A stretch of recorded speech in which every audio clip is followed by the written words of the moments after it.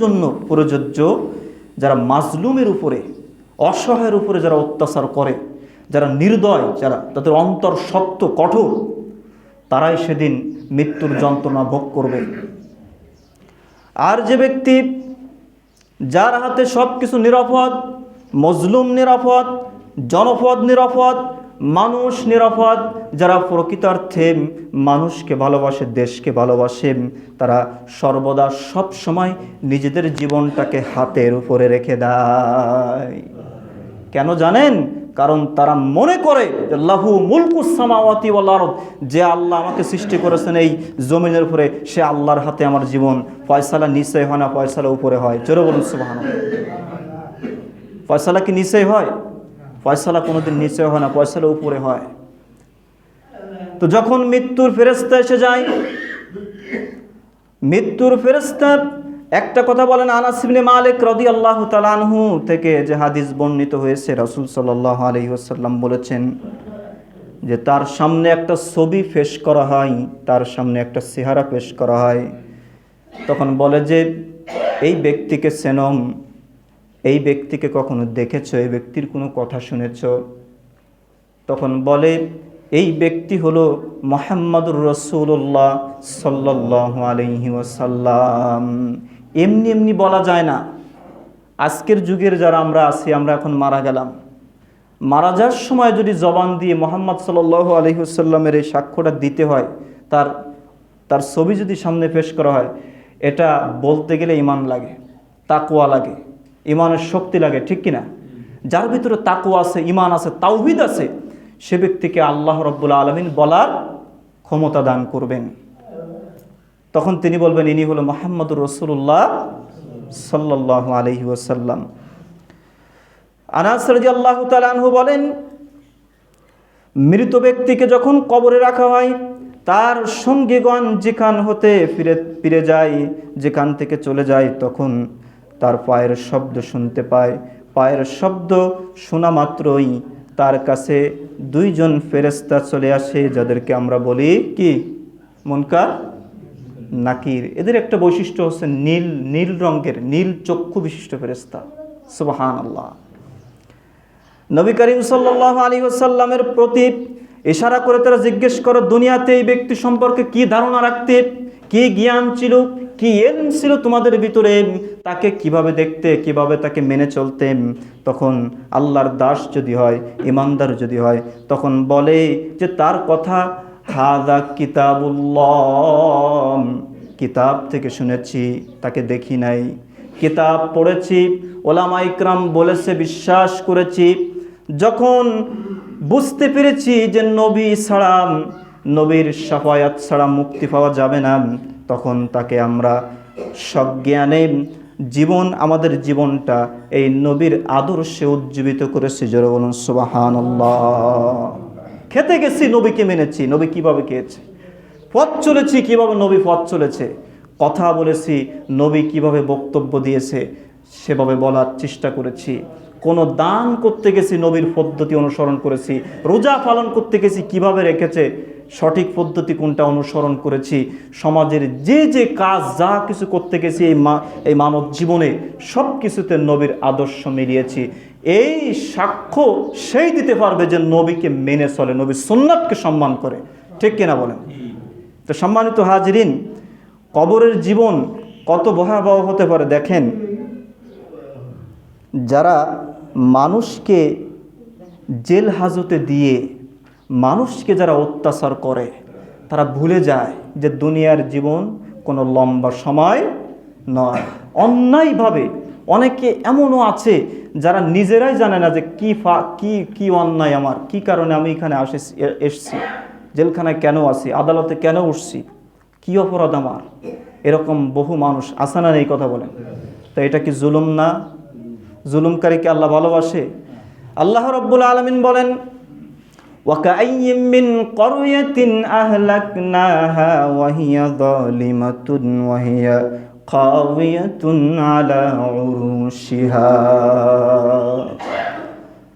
পৃথিবীর মানুষ শুনে রাখো, তোমাদের পূর্বে বহু জনপদ ছিল, বহু নবী এসেছে, বহু কওম ছিল যারা মানুষের উপরে জুলুম করেছে, অত্যাচার করেছে। আমি আল্লাহ রাব্বুল আলামিন ওয়া কাইয়্যিম মাসিদ, তাদেরকে আমি এই জমিনের উপরে তাদের স্থাপনা সহ তাদেরকে আমি আল্লাহ তাআলা ধ্বংস করে দিয়েছি, মাটির সাথে মিশিয়ে দিয়েছি, তাদের অস্তিত্ব নেই। যে অস্তিত্ব থাকা দরকার ততটুকুন আছে, আর বেশিরভাগ অস্তিত্ব আমি বিলীন করে দিয়েছি। কেন? লাহু মুলকুস সামাওয়াতি ওয়াল আরদ, আসমান এবং জমিনে আমি মালিক। সুবহানাল্লাহ। যারা মানুষের উপর অত্যাচার করে, জুলুম করে, আল্লাহ কোনো দিন ভালোবাসেন না। আল্লাহ তাআলা কখনো তাদেরকে ভালোবাসেন না। ধোঁকাবাজি করে যে ব্যক্তি মুনাফিক সুলভ মানুষের উপরে অন্যায় অবিচার চাপিয়ে দেয়, মানুষকে হত্যা করে, আল্লাহ রাব্বুল আলামিন বলেন ও তো জাহান্নামে চলে গেছে। কেন? অন্যায়ভাবে মানুষকে হত্যা করেছেন।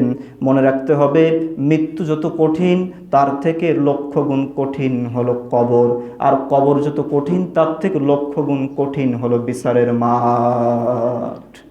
মরে দেখিনি তো জানে না যে মৃত্যুর পরে কি হবে, কি হতে চলেছে।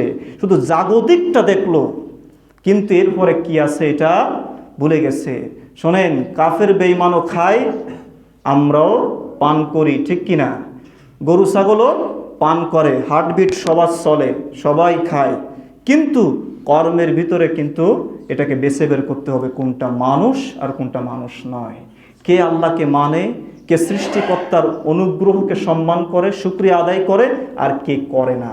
এটা যার যার কর্মের ভিতরে কি হয়, ফুটে ওঠে।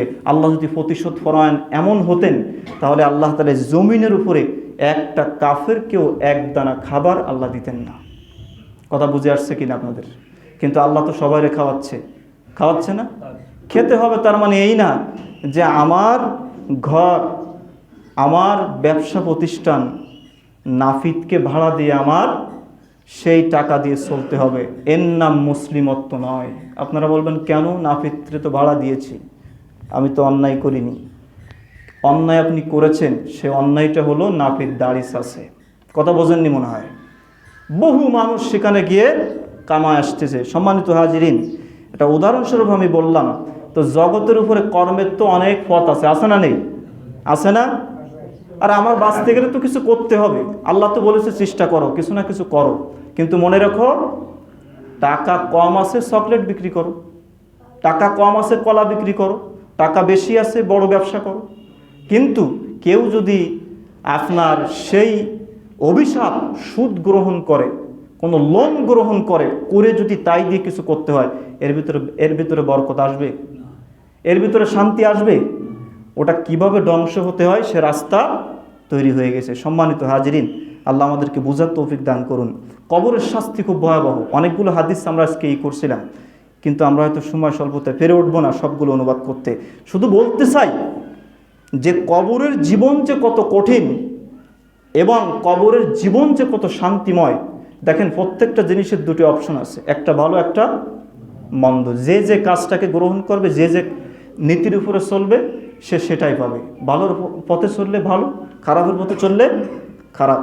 কবরের ভিতরে শাস্তি মানুষ এবং জিন, এই দুটি জাতি ছাড়া আর সব প্রাণী এই আওয়াজ চিৎকার শুনতে পায়। কেন? আল্লাহ তাআলা বধির করে রেখেছে মানুষ এবং জিনকে। কেন? বিচার হবে মানুষ এবং জিনের, অন্য কোনো প্রাণীর বিচার হবে না। এখন যদি মানুষ জানতে পারে, বুঝতে পারে, তাহলে মানুষের ভিতরে আর পরীক্ষা থাকে না। তাহলে তো মানুষ সবাই জানতে পারে যে শাস্তি হচ্ছে, সবাই ভালো হয়ে যায়। কি বলেন? সবাই ভালো হয়ে যায়। কিন্তু আল্লাহ আপনাকে আমাকে কি করছেন? আল্লাযী খলাকাল মাউতা ওয়াল হায়াতা, যিনি আমাদেরকে জীবন দিয়েছেন, তিনি আমাদেরকে মৃত্যু দান করেছেন। আল্লাযী আহসানা আমালা, আল্লাহ বলেছেন এই পরীক্ষায় যদি পাস করতে হয় তাহলে আহসানা আমালা, আমলকে ভালো হতে হবে। আহসানা আমালা, সুন্দর আমল হতে হবে, নেক আমলের পাল্লা ভারী করতে হবে, তাহলে অবশ্যই এই পরীক্ষায় উত্তীর্ণ হওয়া সম্ভব। পরীক্ষায় পাস করতে হলে দুনিয়ার প্রতিযোগিতা না, আখিরাতের প্রতিযোগিতাকে কি করতে হবে? মূল্যায়ন করতে হবে। তো যে হাদিস আমি শুরু করেছিলাম যে মৃত্যুর যন্ত্রণা কাদের হবে? যারা আল্লাহদ্রোহী, যারা জুলুমবাজ, যারা অত্যাচারী, যারা অন্যায়ভাবে মানুষ হত্যা করে, এদেরকে আল্লাহ বলছে কিছুদিন তোমরা জীবন উপভোগ করো, কিছুদিন পৃথিবীতে থাকো, এরপরে তোমাদের আসল খেলা শুরু হবে। কিসের মাধ্যমে? মৃত্যুর মাধ্যমে। মৃত্যুর পরে, মৃত্যুর সাথে সাথে আসল জীবন শুরু হয়ে যায়। আল্লাহ রাব্বুল আলামিন বলেন, ওয়া মিন ওয়ারাইহিম বারযাখুন ইলা ইয়াউমি ইউবআসুন। আল্লাহ তাআলা বলেন, মানুষের মৃত্যুর সাথে সাথে এই দুনিয়ার জীবন এবং মৃত্যুর পরের জীবনের মাঝখানে একটা পর্দা